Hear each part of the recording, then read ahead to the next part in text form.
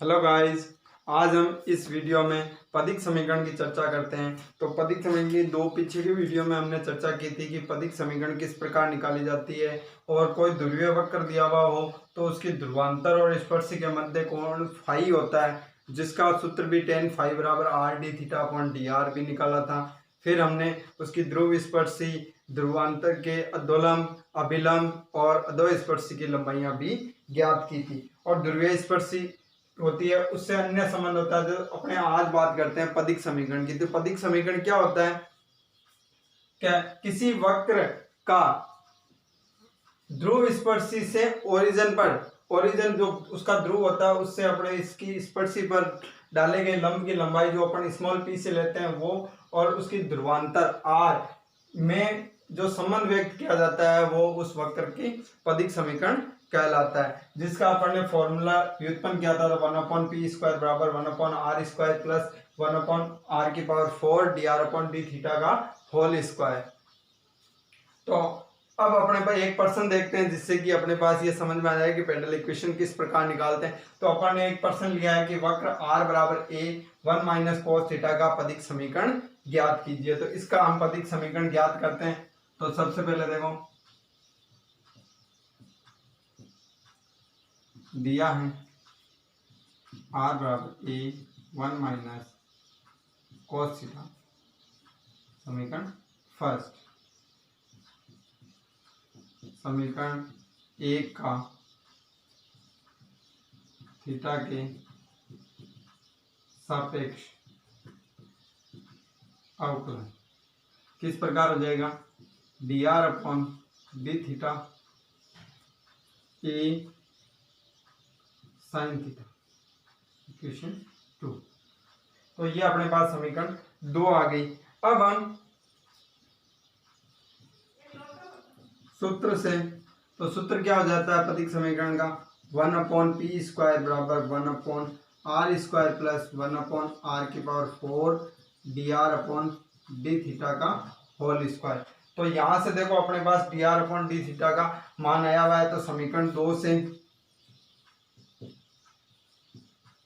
तो समीकरण 2 से वैल्यू रखेंगे तो क्या हो जाएगा? 1/p² बराबर 1/r² plus 1/r⁴ dr/d theta का मान है अपने पास a² sin स्क्वायर थीटा। तो अपने पास देखो ये मैंने मान रख दिया समीकरण 2 से स्क्वायर में। तो हम इसको और मॉडिफाई करते हैं तो अपने पास क्या हो जाएगा? 1/r²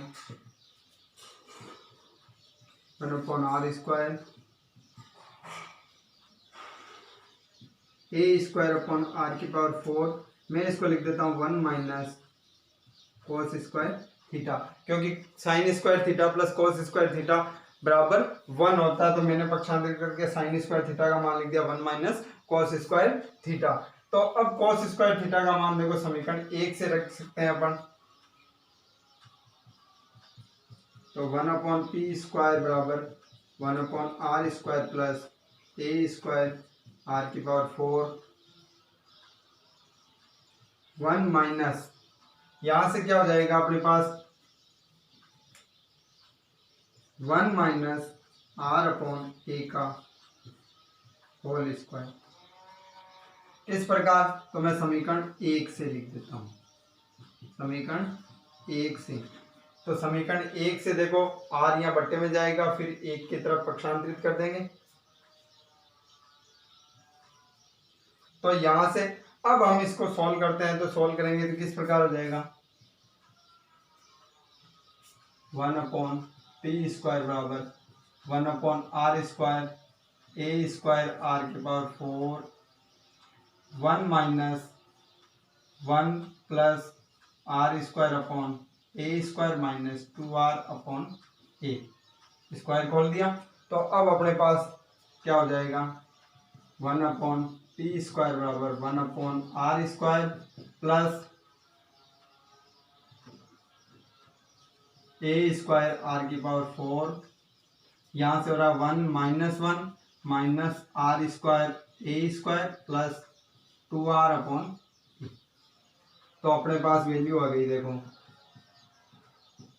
1/r², 1 से 1 कैंसिल आउट हो गया, -1/r² प्लस यहाँ से देखो एक r कट गया इससे, तो 2a/r³।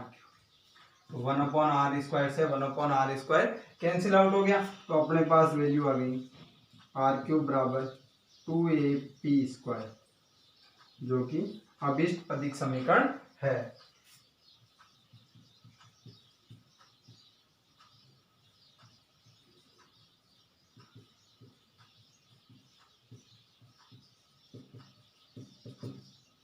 ठीक है, तो हमने क्या किया, तो सबसे पहले यहाँ पे दिया गया जो समीकरण था उसको लिखा, फिर हमने इसका थीटा के सापेक्ष अवकलन किया, और फिर पदिक समीकरण का जो सूत्र है वो सूत्र रखा, और उसमें dr/d की वैल्यू रखी। तो dr/d की वैल्यू थी a sin थीटा, तो dr/d का होल स्क्वायर हमने लिखा, तो a² sin² थीटा रखा यहाँ पे। फिर हमने sin² थीटा को 1 - cos² थीटा लिखा, और फिर 1 - cos² थीटा का मान समीकरण 1 से हमने सिंप्लीफाई करके रख दिया।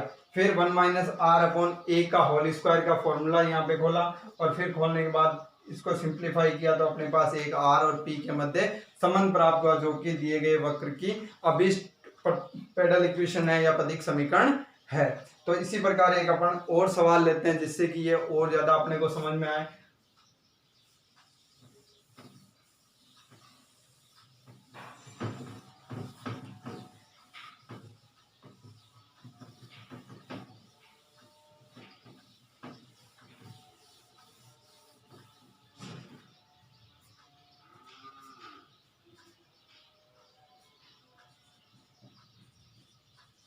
मैं एक दीर्घवृत्त ले लेता हूँ।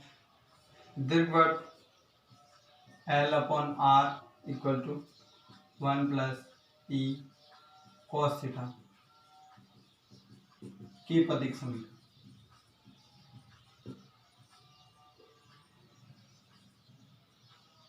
अपने पास एक दीर्घवृत्त की समीकरण ली है, L/r बराबर 1 + e cos थीटा।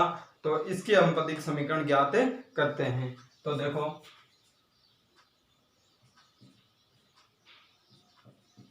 दी समीकरण क्या दे रखी है, L/r + e cos थीटा।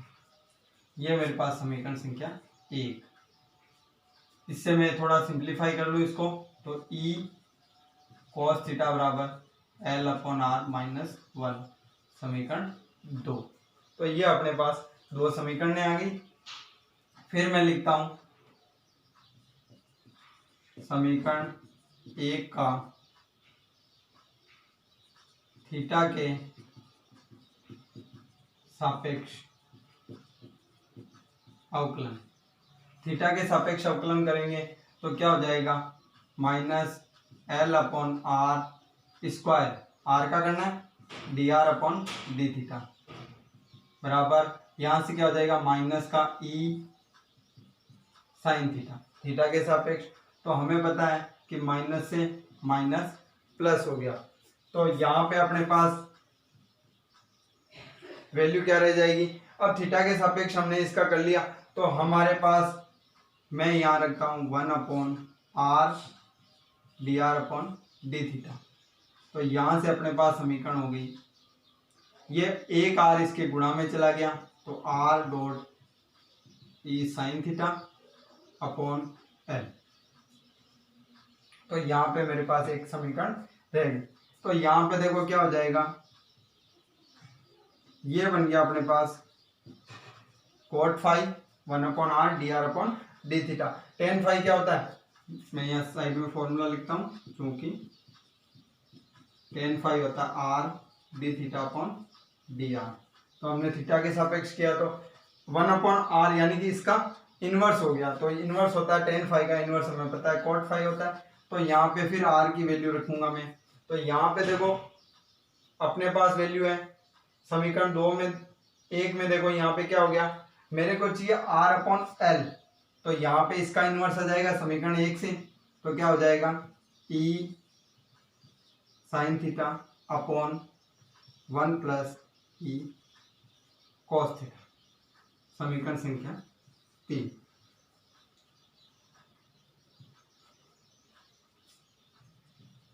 अब सूत्र क्या होता है अपना, P बराबर R साइन फाई।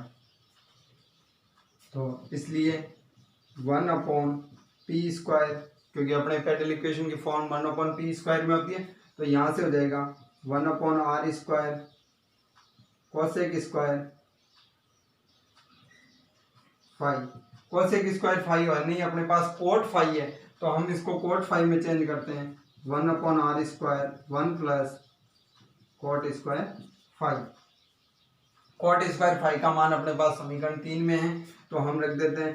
तो 1/p² 1/r² 1 plus e sine theta, ई स्क्वायर साइन स्क्वायर थीटा हो जाएगा बटे में ई कोस थीटा का होल स्क्वायर। अब हम इसको सॉल्व कर देते हैं RHS पद को, तो ये किस प्रकार हो जाएगा 1/r² 1 plus e cos theta का whole square e square sine square theta upon 1 plus e cos theta का होल स्क्वायर। तो ये अपने पास हो गया। अब मैं 1 प्लस ई कोस थीटा का होल स्क्वायर का को खोल देता हूं, तो अपने पास समीकरण आ जाएगी 1/p² 1/r² 1 plus 2e cos theta plus e square cos square theta plus e square sine square theta upon में 1 प्लस ई कोस थीटा का होल स्क्वायर। तो अपने पास वैल्यू क्या रहेगी, देखो 1/p² बराबर 1/r²। एलसीएम को मैं बाहर ले लेता हूं, तो ये हो जाएगा 1 प्लस ई कोस थीटा का होल स्क्वायर। यहां से अपने पास देखो 1 प्लस, यहां से देखो क्या हो जाएगा e cos square theta e plus e sine square theta, तो ई स्क्वायर कॉमन आ गया, तो cos square theta plus sine square theta क्या हो गया 1। तो यानी कि हमें लिख सकता हूं यहाँ e square plus 2e cos theta लिख सकते हैं ऐसे। तो अपने पास क्या हो गया 1/p² 1/r²। अब देखो मैं 1 प्लस ई कोस थीटा का मान रखता हूँ समीकरण 1 से, तो अपने पास क्या हो गया r² upon l² 1 plus e square plus 2 ई कोस थीटा का मान समीकरण 2 से रखता हूं, तो ये हो गया l/r - 1 समीकरण 1 व 2 से। समीकरण 1 और 2 से हमने मान रख दिए, तो हमने पास देखो क्या आ गया 1/p², यहां से r² कैंसिल आउट हो गया, तो 1/r², 1 plus e² plus 2l/r - 2, तो अपने पास हो गया 1/p² 1/r² e² -1 plus 12/r, जो कि अभीष्ट पदिक समीकरण है। देखो अपने को एक दीर्घवृत्त दिया हुआ था जिसकी हमें पदिक समीकरण ज्ञात करनी थी, तो हमने क्या किया पदिक समीकरण इस प्रकार से पहले इसको सिंप्लीफाई किया, समीकरण 2 लाए और समीकरण 1 का फिर थीटा के सापेक्ष अवकलन किया और उससे अपन ने कोट फाई का फॉर्मूला टेन फाई की सहायता से ले आए। तो फिर उसके बाद हमें पता है कि मूल बिंदु से या ओरिजिन पॉइंट से या ध्रुव से स्पर्शी पे डाले गए लंब की लंबाई का फॉर्मूला होता है P बराबर R साइन फाई। तो P बराबर R साइन फाई लिखा और मैंने उसको अपने पेडल इक्वेशन में 1/p² की शक्ल में इसको लिखा, तो अपने पास कोस स्क्वायर फाई आया। कोस स्क्वायर फाई को मैंने लिख दिया 1 plus cot square phi. Cot square phi और फिर कोट स्क्वायर फाई का हमारे पास समीकरण 3 में मान था जो रख दिया और उसके बाद इसको सिंप्लीफाई किया तो अपने पास एक समीकरण प्राप्त हुई। पी और आर के मध्य जो संबंध है तो यही इस दीर्घवृत्त की अभिष्ट पदिक समीकरण होगी। इसी प्रकार एक सवाल और लेते हैं जो बहुत ही मोस्ट इंपोर्टेंट है परीक्षा की दृष्टि से।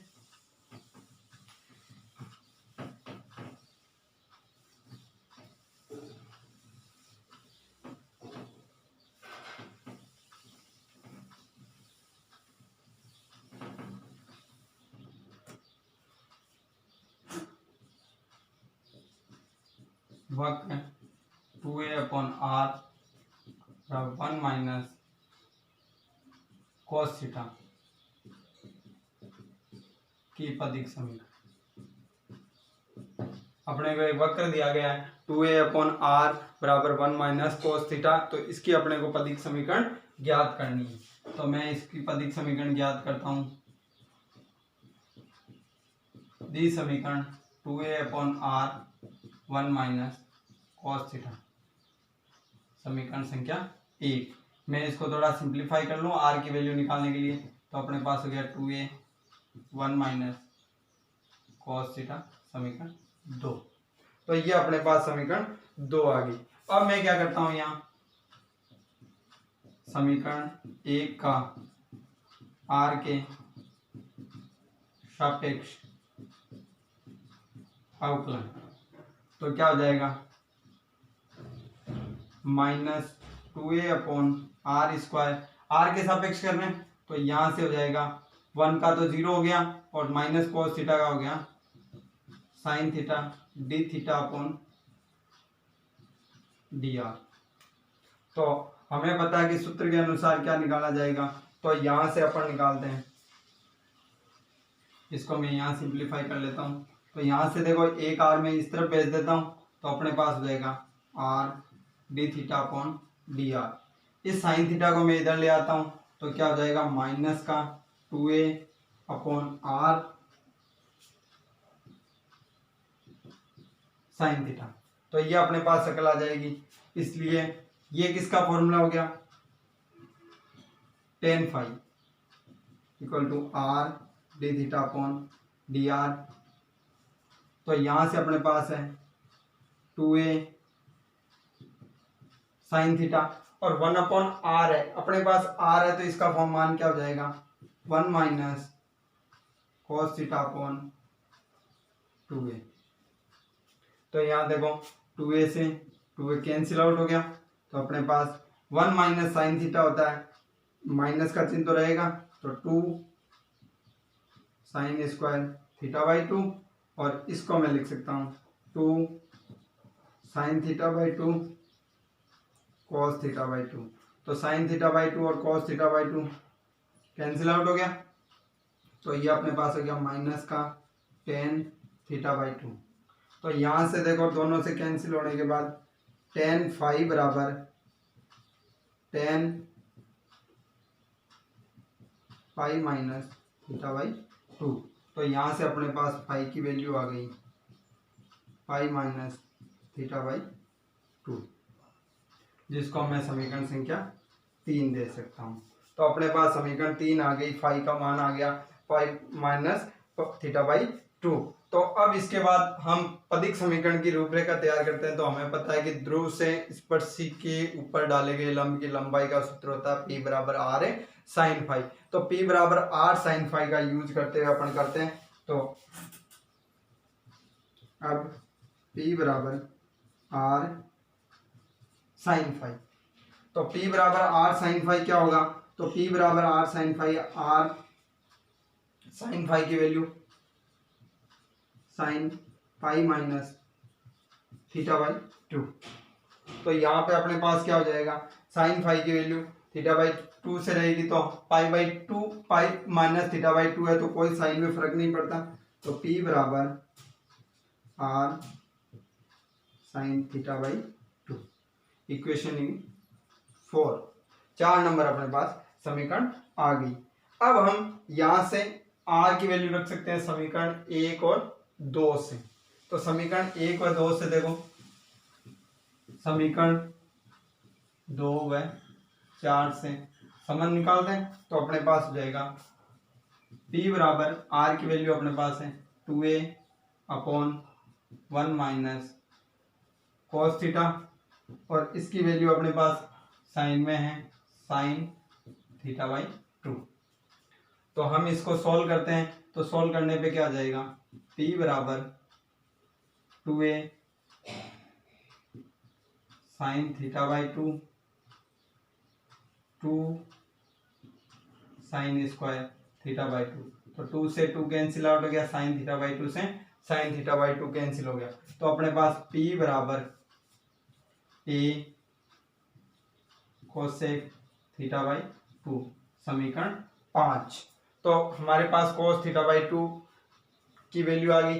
अब हम चलते हैं अधिक समीकरण की ओर। तो दिए गए वक्र से पुनः समीकरण 1 से, तो समीकरण 1 अपने को दिया हुआ था, उसके आधार पे क्या होता है, तो देखो यहाँ से 2a अपॉन r बराबर 1 माइनस कोस थीटा को हम लिख सकते हैं 2 साइन स्क्वायर थीटा बाई 2। मैं यहाँ फॉर्मूला लिख देता हूँ, cos 2 थीटा बराबर 1 माइनस 2 साइन स्क्वायर थीटा। ठीक है, तो इस फॉर्मूले का यूज किया, तो यहां से देखो 2 से 2 कैंसिल आउट हो गया, तो अपने पास आ गया a बराबर r sign square theta by 2। तो यहां से अपने पास देखो साइन स्क्वायर थीटा बाई 2 आ गया, तो साइन स्क्वायर थीटा बाई 2 है, तो उसकी हम वैल्यू पुटअप करते हैं। तो यहां से देखो मैं इसको क्या लिख सकता हूँ, cos थीटा बाई 2 की अपने पास वैल्यू है, तो साइन को इधर मैं बट्टे में लाता हूं, तो मेरे पास हो जाता है a cosec square theta by 2 बराबर r। साइन स्क्वायर को इधर बट्टे में लाया, तो कोसेक स्क्वायर थीटा बाई 2 हो गया। अब मैं समीकरण संख्या 6, समीकरण 5 व 6 से a p अपॉन a का स्क्वायर होल स्क्वायर बराबर r। तो अपने पास क्या हो गया, इसको सॉल्व करेंगे, तो p square upon a equal to r। यहाँ पे ये आ गया अपने पास। तो किस प्रकार हो गया, इस प्रकार फॉर्मूला हुआ, तो ये अपने पास हो गया। तो मैं इसको क्या लिख सकता हूँ, p स्क्वायर बराबर a r। तो p स्क्वायर बराबर a r, यानी कि p और r के मध्य संबंध है, तो यही अपनी पैरेलल समीकरण या पदिक समीकरण होगी, जो कि अभीष्ट पदिक समीकरण है। तो किस प्रकार होगा, ये बहुत ही इंपॉर्टेंट सवाल है जो पदिक समीकरण के फॉर्मूले से हटके होता है और परीक्षा में बार बार पूछा जाता है। तो 2a अपॉन r बराबर 1 माइनस कोस थीटा होता है। तो हमने इस समीकरण को सिंप्लीफाई किया और उसके बाद r के सापेक्ष समाकलन, बाकी पदिक समीकरण निकालते समय थीटा के सापेक्ष समाकलन करते हैं, लेकिन यहाँ r के सापेक्ष करते हैं, इसीलिए इसमें गलती होने के चांस ज्यादा रहते हैं। तो अपने इस प्रकार से इसको सोल्व करेंगे, तो p स्क्वायर बराबर a r एक अपने पास जो पदिक समीकरण होगी वो आ जाएगी। इसी प्रकार अपन नेक्स्ट और चर्चा करते हैं अगले वीडियो में। ठीक है।